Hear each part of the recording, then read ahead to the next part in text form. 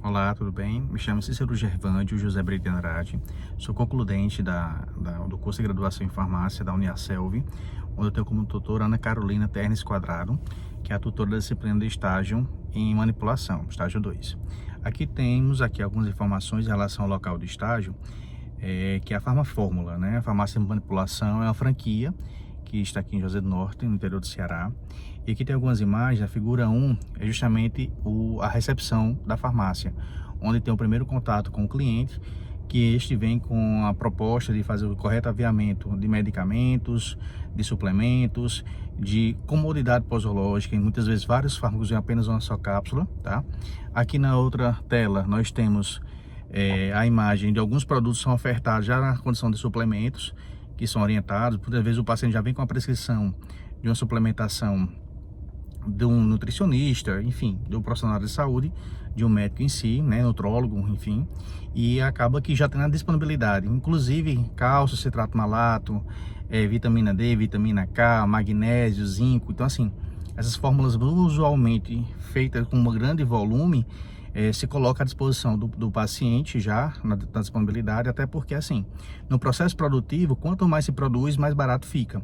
Uma coisa que eu identifiquei no balcão, acompanhando no estágio. Por exemplo, você vai prescrever 30, 60 cápsulas, se é um tratamento de médio e longo prazo, é mais viável comprar 120 cápsulas, porque fica mais barato o preço por cápsula, naturalmente vai minimizar o custo do tratamento e maximizar o tempo, a resposta terapêutica, naturalmente, e maximizar também a efetividade do tratamento.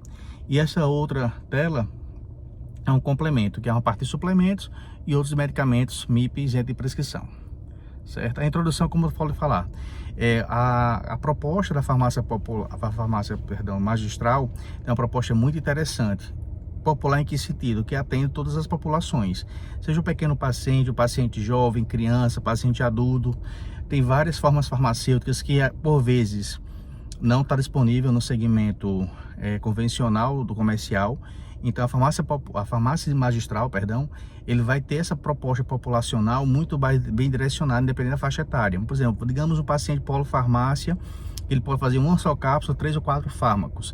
Então um paciente idoso com Alzheimer, com alguma patologia nesse sentido, ele acaba que tem uma dificuldade muito grande de adesão ao tratamento. Então em uma só cápsula, desde que não haja interação medicamentosa, desde que não haja nenhum risco e sim benefício para o paciente, sempre será essa proposta terapêutica bem importante e interessante. Inclusive, pacientes, como fez até foi o trabalho do TCC, pacientes que fazem, pequenos pacientes fazem o defloxetina, que tem uma forma farmacêutica que eu achei muito bacana, no formato de goma de mascar. Então, o paciente adere bem ao tratamento nessa proposta, tá? E que realmente a individualidade de cada perfil de paciente. Essa é a proposta das farmácias magistrais, né? Então, o paciente que necessita, tem uma dificuldade de deglutição, como eu acabei de relatar, enfim, toda essa propositura tem tamanho de cápsulas bem específico para cada necessidade, que vamos falar no futuro. Então, é a proposta da farmácia magistral. Isso faz as experiências positivas que eu identifiquei de onde eu estagiei, por 160 horas, né? Os objetivos que são propostos para a proposta de farmácia magistral no estágio, no meu modo de entender, foi muito bem efetivo. Era para colocar todo o conhecimento, por isso que é interessante fazer no penúltimo semestre ou no último semestre, se for concomitante, foi o meu caso, que se faça realmente o estágio.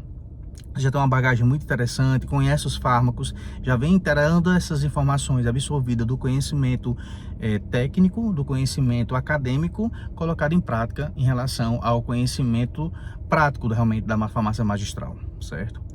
E tem várias possibilidades dessa farmácia magistral. Dentro da farmácia que eu desenvolvi o estágio, é bem interessante, é bem dividido, como eu vou falar mais adiante, inclusive num contexto de posicionamento, de recepção, laboratório de semissólidos, de sólidos, sala de separação, rotulagem, descarte de medicamentos caso haja algum dano, alguma possível contaminação cruzada. É feito realmente o controle de qualidade muito efetivo nesse sentido. Tem um setor de embalagem, tem um setor de esterilização, tem a parte de arquivo, que é um fator importante, porque tem que passar um tempo realmente, e também lidar com as regras da RDC, da Anvisa, né? Seja ela pertinente, inclusive a RDC 344/98, que fala muito bem dos medicamentos controlados. Então precisa realmente ter esse cuidado, esse zelo em relação a isso, né? As rotinas diárias foram realmente fazer a separação dos fármacos, dividir as cápsulas pelo tamanho ideal para cada necessidade, fazer todo o processo parametrado para que não haja contaminação do medicamento, até que nós lidamos com vidas, né? Então fica essa proposta. E a formulação cosmética que foi utilizada foi justamente alguns fármacos para poder colocar um gel, certo? Foi a parte da formulação cosmética, que foi justamente a junção de ureia, base croda, nipaguin, essência para cosmética e água mineral, feito suas concentrações respectivos recipientes, para poder ter a formulação muito mais efetiva no que se diz respeito, tá? E no caso da formulação magistral, no meu estágio, foi feita a risperidona. Como eu falei, pequenos pacientes fazem muito uso dessa medicação, e foi utilizado, bem interessante, o aroma de morango para poder facilitar a adesão e mascarar, e a adesão ser maior em relação ao produto, né? A formulação foi feita nesse sentido.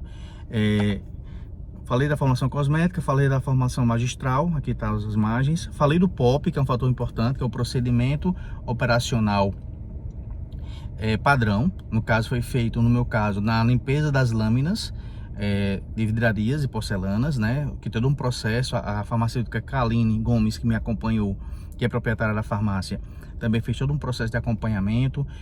Enxaguar com água corrente, usar a escova de limpeza de vidraria, enxaguar novamente com água, enxaguar com água destilada, utilizar o álcool 70 umedecido, e assim fazer todo o processo e deixar secar a estufa em 50 a 60 graus.